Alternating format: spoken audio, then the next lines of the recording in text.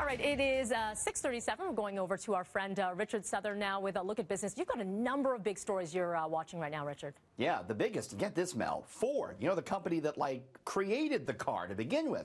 Ford says it's going to basically stop making cars. Instead, it's going to focus basically exclusively almost on SUVs and on trucks. Ford says it's going to continue to make the Mustang sports car and the Focus crossover, but everything else is going to be these type of crossover SUVs and pickup trucks. So gone will be the Fusion, gone will be the Taurus by 2020, and the C-Max Hybrid as well, going the way of the Dodo. This is because it's what buyers want.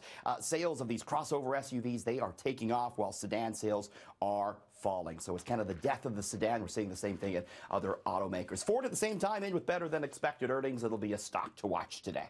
Right, meantime, a new report is out this morning looking at millennials' dwindling hopes of home ownership. Royal LePage says that millennials' buying power here in Toronto has dropped by some 40,000 since the first of the year, since January 1st, because of new mortgage rules.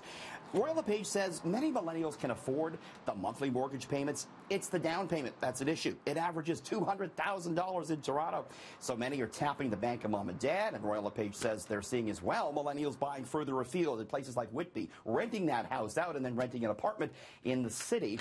So trying to get into the housing market in different ways. Meantime, WestJet. Could we see a strike at WestJet? Something we've never seen before. It's possible now that the pilots have organized. The union representing pilots calling for a strike vote to try and get its first contract. They've been in negotiations on this contract since December, and the pilots could launch a strike after a 21-day cooling off period. The sides, they say, remain far apart on issues like working conditions, compensation, and job security.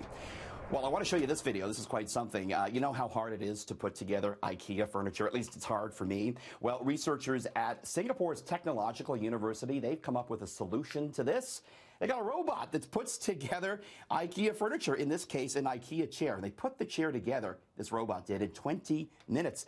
Researchers say that putting IKEA furniture together is actually a tough task for robots. They need a lot of dexterity. So the fact that it did it is just proof of how quickly the robotics world is advancing. Kevin, I need that. That's what I need, a robot to put together my IKEA flat pack furniture. I'm no good at that stuff. How are you?